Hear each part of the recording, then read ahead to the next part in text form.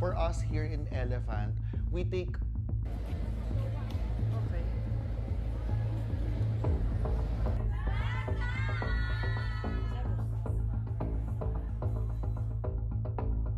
Who wouldn't be intrigued by the Philippines?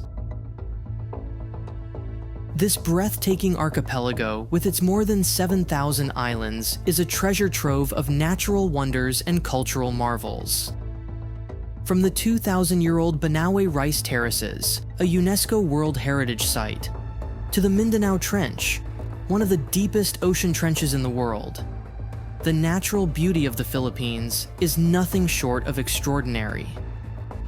The country is also a haven for biodiversity, home to rare species such as the Conus gloria maris, one of the rarest and most expensive seashells in the world, and the Philippine eagle, the largest eagle in the world, also known as the monkey-eating eagle.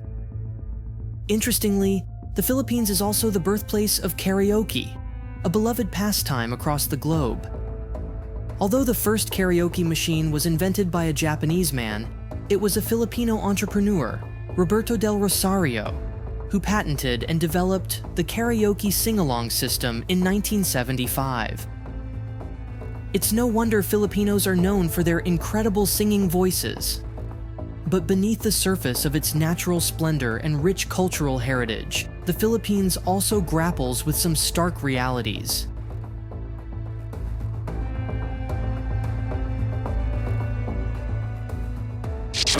Despite experiencing stable economic growth in recent years, even being the fastest growing economy in Southeast Asia, poverty remains a deeply entrenched and complex issue in the Philippines. As of the latest data from 2021, over 18% of the population still lives below the national poverty line. This statistic reflects a harsh truth. Millions of Filipinos continue to struggle to meet their basic daily needs, such as food, shelter, and education. Some are even forced to live in cemeteries, an unsettling reality.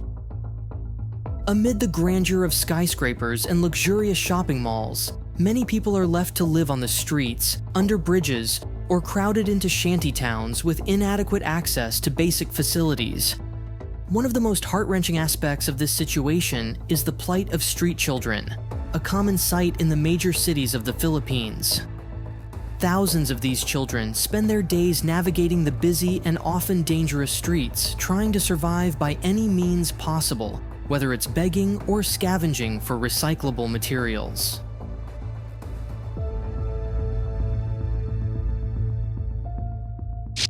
Malate, a district in Manila, presents a stark contrast between day and night. By day, it appears like any other urban area, but as night falls, a different story unfolds. Known as a vibrant nightlife hub and a historic gathering place for the LGBTQ+ community in the Philippines, Malate's history is as colorful as it is complex. From the 1970s through the 1990s, Malate thrived as a hotspot for Manila's nightlife, brimming with bustling bars, lively nightclubs, and eclectic cafes. This district was celebrated for its tolerant and inclusive atmosphere, offering a haven for the LGBTQ+ community in a largely conservative society. During its heyday, Malate was more than just a party district. It was a symbol of openness and freedom, a place where diverse crowds mingled and creativity flourished. However, over time, Malate underwent significant changes that led to its decline. The once thriving nightlife began to wane, and the district became increasingly associated with social issues such as street crime, drug trafficking, and prostitution. Today, Malate is a shadow of its former self, having lost much of its allure and status as a gay-friendly space. Several factors contributed to Malate's downfall. The rise of modern technology, particularly dating apps, has provided safer and more convenient ways for the LGBTQ+ community to connect, reducing the need to gather in physical spaces like gay bars. Additionally, shifts in demographics and location preferences such as the increasing congestion in Manila and the growth of business process outsourcing, BPO offices outside the city, have made Malate less attractive. The lack of political awareness and activism within the Filipino LGBTQ+ community has also played a role, as many have prioritized partying over advocating for their rights, leading to a decline in the district's significance as a communal hub. As a result, many of Malate's iconic entertainment venues have closed down or relocated to safer areas, leaving behind empty buildings that now host illegal and often dangerous activities. What was once a lively and progressive district has sadly become a cautionary tale of how vibrant cultural spaces can fade into obscurity.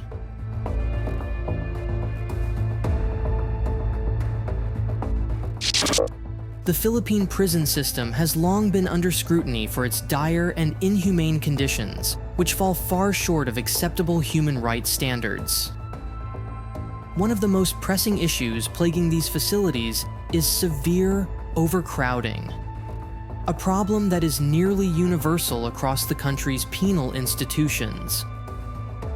Prisons originally designed to house hundreds of inmates are now crammed with thousands, creating environments that are not only uncomfortable, but also perilous. In some prisons, inmates are forced to take turns sleeping due to the lack of space, with some resorting to sleeping in makeshift hammocks. The overcrowded conditions also strain the already inadequate sanitation facilities, leading to unhygienic environments that heighten the risk of disease outbreaks. Violence among inmates, along with intimidation and human rights abuses by prison staff, is frequently reported, highlighting a significant lack of oversight and accountability within the system. Access to adequate healthcare and nutrition is another critical issue, with many prisoners suffering from malnutrition and untreated illnesses. In 2022, more than 90,000 individuals were imprisoned in the Philippines on drug-related charges, further exacerbating the overcrowding problem.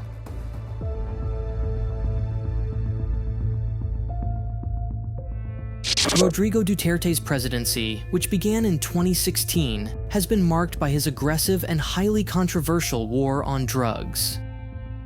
Duterte, known for his blunt and often inflammatory rhetoric, made the crackdown on illegal drugs a cornerstone of his administration's policy. He openly called for the killing of drug dealers and even users, effectively granting law enforcement and vigilante groups a license to carry out extreme measures. This policy unleashed a wave of brutal police operations and extrajudicial killings, often carried out by vigilante groups believed to be supported by authorities. In a short span of time, thousands of people were killed in what became known as extrajudicial killings, with many victims found on the streets showing signs of torture, often accompanied by warning signs directed at other drug dealers or users.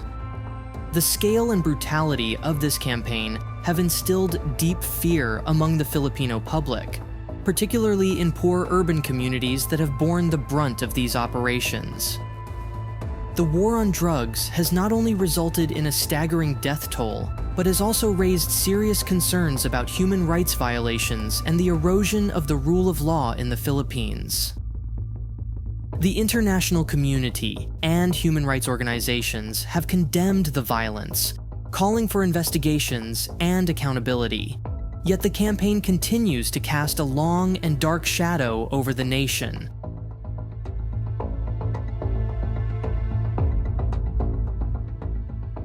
Beyond the streets, the Philippines has also emerged as a global hub for various forms of cybercrime, particularly sophisticated international scams. The country's rapidly developing digital infrastructure, coupled with relatively weak regulatory frameworks, has made it an attractive base for transnational crime syndicates to conduct their operations. These scams range from romance scams that prey on lonely individuals worldwide to fake investment schemes promising high returns but resulting in severe financial losses for the victims. Illegal call centers have also sprung up across the Philippines, masquerading as legitimate institutions to defraud people in different countries. This problem is compounded by the high unemployment and poverty rates in the country, making many Filipinos vulnerable to recruitment by these criminal networks, either as perpetrators or as victims coerced into participation. Among the various forms of cybercrime, one of the most alarming and damaging is the online sexual exploitation of children. The Philippines has become a global epicenter for this heinous crime, with thousands of children victimized each year. Even more distressing is that in many cases, the perpetrators are the children's own parents, who facilitate sexual exploitation via video calls or live streaming to earn money. The scale and severity of this issue are both shocking and heartbreaking.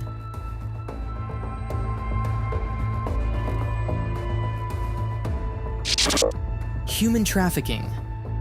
Tragically, the Philippines is also known as one of the world's largest sources of both international sex workers and migrant laborers vulnerable to exploitation. This grim reality underscores the complex socio-economic challenges the country faces.